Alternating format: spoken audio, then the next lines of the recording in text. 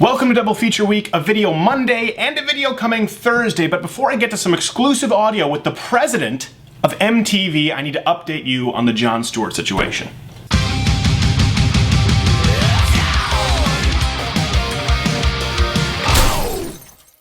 Now, as many of you know, I created a video in which I released a private email from a senior producer at The Daily Show, in which they said, "We never book conservative pundits." Those aren't sarcastic quotes, they're real quotes. Well, it caused quite a stir, enough for Mr. Stewart himself to be upset and said producer to furiously call my manager. Turns out it was an email sent to him, not to me. Long story short, he made it known that he had mouths to feed and he would have to put some distance between himself and I in order to maintain a viable career. Listen, folks, he is a really good man and I don't blame him one bit. Also, The Daily Show is a private entity. They can book whomever they want and exclude whomever they want. They don't owe anybody anything. Now, let me be clear, Jon Stewart's both hilarious and brilliant. And the reason the folks at The Daily Show are upset is not because of regret for their discriminatory policies, or not because I was dishonest. There's no dispute whatsoever as to what was in the email, but because the curtain has now been pulled back on Jon Stewart. The man has made a career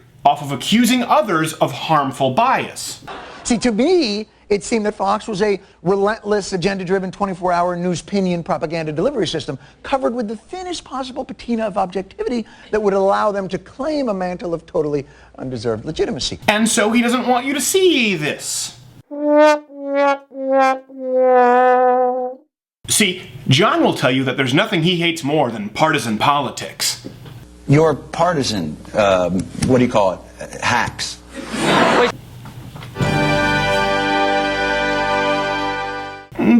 But... See, the thing is, we need your help.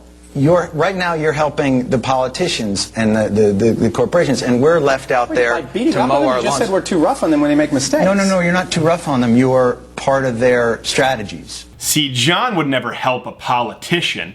Plus, he makes funny faces, so we know when to laugh. See, Jon and his producers don't like the fact that he's been pointed out as arguably the single most biased figure in news media or entertainment, because that disrupts the whole moderate narrative.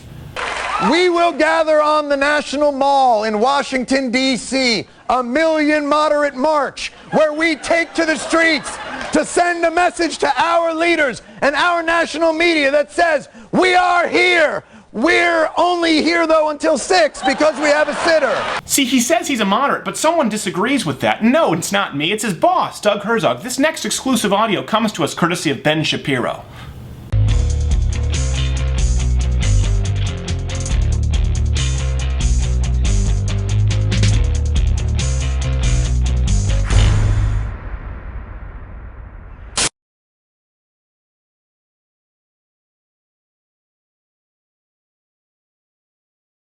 What do you make of all the controversy surrounding Jon Stewart and accusations that he's been, very, very soft on Barack Obama while being incredibly harsh on George W. Bush? Well, first of all, Barack Obama's been in office all of a minute, so I think when 4 years are over, we can have that discussion. I think there's no question where Jon's heart lies. I think he wears it on his sleeve to a certain degree. And you have to go back and look at, how the Clinton administration was treated. It's hard for me to separate my own personal politics from the discussion. But, I think George Bush was just an easier target.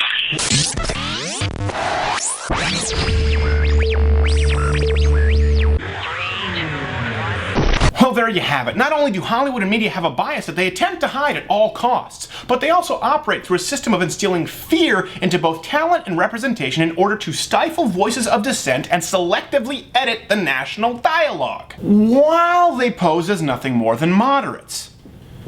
But at least they make funny faces.